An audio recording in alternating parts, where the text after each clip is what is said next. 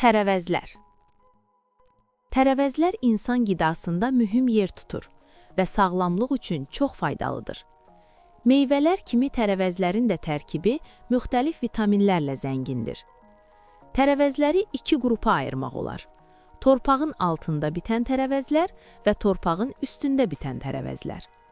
Torpağın altında bitən tərəvəzlərə kartof, soğan, sarımsaq, kök, çuğundur və turp aiddir. Torpağın üstündə bitən tərəvəzlərə isə pomidor, xiyar,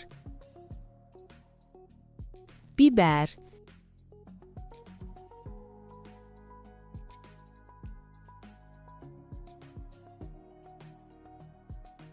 kələm,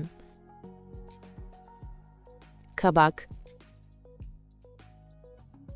badımcan, gül kələm, brokoli və lobya kimi tərəvəzlər daxildir. Tərəvəzlərdən həm müxtəlif yeməklər və salatlar hazırlanır.